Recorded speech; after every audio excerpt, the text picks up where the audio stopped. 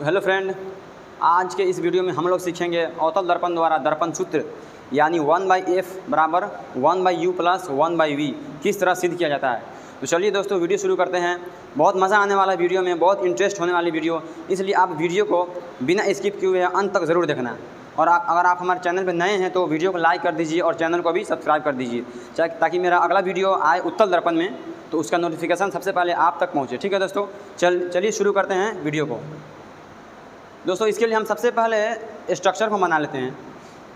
ये एक आपका अवतल दर्पण है, ठीक है दोस्तों, जिसमें हम मान लिए कि एम एन एक छोटे द्वारा का अवतल दर्पण है। ठीक है दोस्तों, इसमें है ना आपका पी है, आपका ध्रुव है यानी क्या पोल है, और यहाँ पे एफ दिखाई दे रहा है फोकस है, और यहाँ पे सी दिखाई दे रहा है वक्रता केंद्र है। ठीक है दोस्तों, और हम एक वस्तु रखते हैं। जब भी आपको सिद्ध करना होगा अवतल दर्पण में दर्पण सूत्र यानी 1/f equal to 1/u plus 1/v, तो आपको एक वस्तु लेना पड़ेगा। तो हम यहाँ पे OA एक वस्तु लिए हैं। ठीक है दोस्तों, OA एक वस्तु लिए हैं जिसको हम C और अनंत के बीच में रखे हैं, और हम इस वस्तु से तीन हम किरण को आपतित किए हैं दर्पण पे।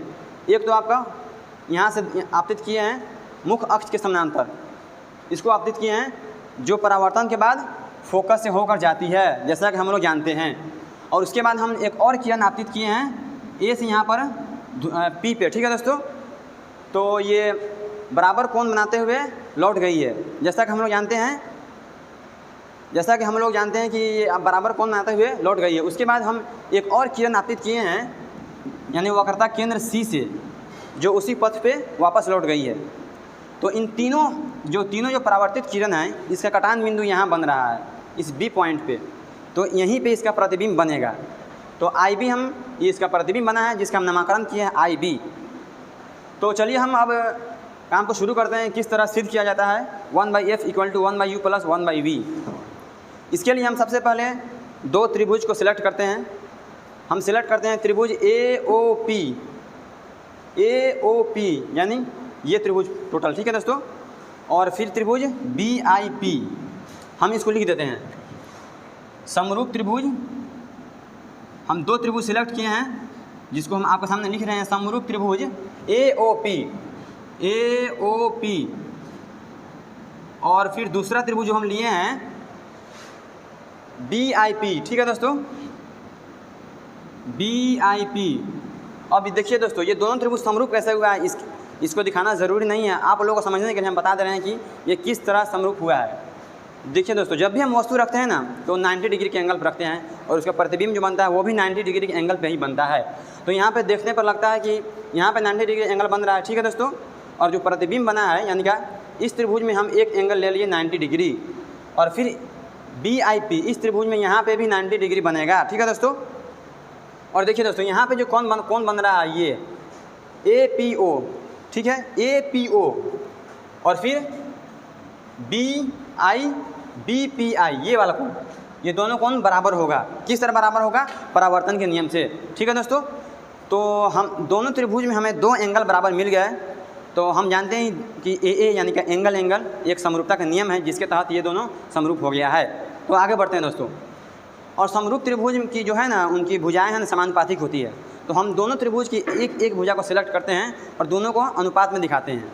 तो हम AOP इस त्रिभुज की हम भुजा AO के लेते हैं। ठीक है दोस्तों, AO, और फिर दूसरे त्रिभुज में जो BIP इसमें हम IB इस भुजा को सिलेक्ट करते हैं AO/IB। इन दोनों का अनुपात को दिखाते हैं, तो इनकी जो दूसरी भुजाएं हम लेंगे वो समानुपातिक ही होगी।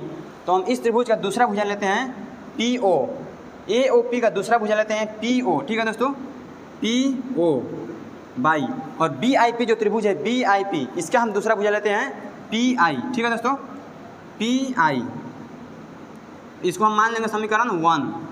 ठीक है दोस्तों, यहाँ तो कोई प्रॉब्लम।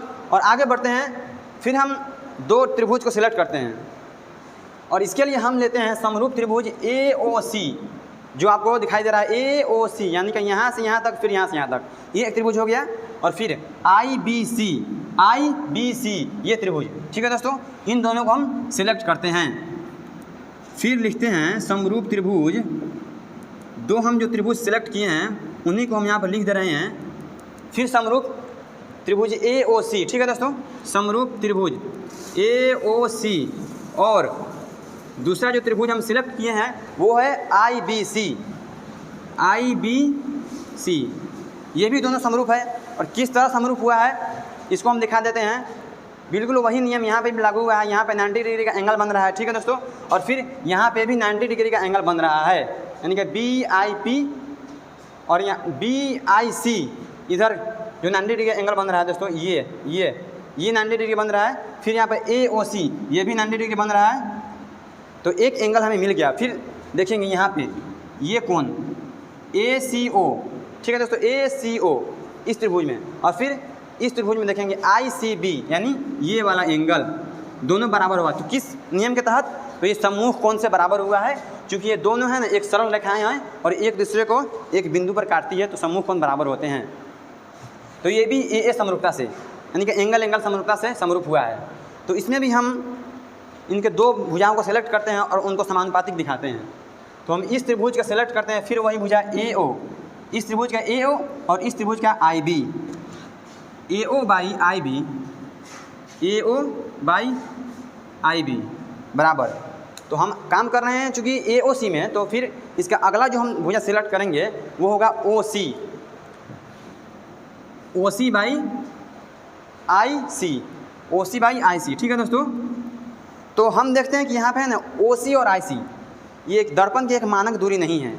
जब तक हम इसको P से नहीं जोड़ेंगे, P से नहीं कनेक्शन करेंगे, ये आपका कोई दर्पण का मानक दूरी नहीं होगा, तो आपका सिद्ध करने में कठिनाई होगी। तो हम इसको P से कनेक्शन करते हैं, इसको एक स्टेप आगे बढ़ाते हैं दोस्तों। तो AO by IB equal to हम OC को लिख सकते हैं, यही ना OC है, OC यानी C से O की दूरी, PO P से O की दूरी, और फिर PC PO माइनस PC, यानी कि कुल दूरी में से हम अगर PC को घटा दे तो OC ही मिलेगा, हम ऐसा लिख सकते हैं। तो इसको हम लिख सकते हैं PO माइनस PC। और फिर अगले त्रिभुज में देखते हैं यहाँ IC, ये भी दर्पण का कोई मानक दूरी नहीं है, इसको भी हम P से कनेक्ट करेंगे, यानी कि PC माइनस PI, ऐसा लिख सकते हैं PC माइनस PI, ठीक है दोस्तों। तो ये जो भी दूरी हमें मिला है ये दर्पण का एक मानक दूरी है, तो हम इसको मान लेंगे समीकरण 2, ठीक है दोस्तों। तो अब हम दोनों समीकरण का जब हम देखते हैं सही से, तो इसका जो LHS है दोस्तों AO बाई IB है, और समीकरण 2 का जो LHS है वो भी AO बाई IB है। तो हम जानते हैं कि जब दो समीकरण का एक पक्ष बराबर होता है तो दूसरा पक्ष भी बराबर होता है। तो बिल्कुल उसी नियम के तहत यहाँ पे इन दोनों समीकरण का LHS बराबर है, तो इसका RHS भी बराबर होगा। तो हम इसको लिख लेते हैं समीकरण 1 और 2 से, ठीक है दोस्तों। तो आप वीडियो पर बने रहिएगा दोस्तों और अंत तक वीडियो को देखिएगा। समीकरण 1 और 2 से, समीकरण 1 और 2 से हम दोनों जो RHS है इसको भी बराबर लिख लेते हैं, ठीक है दोस्तों।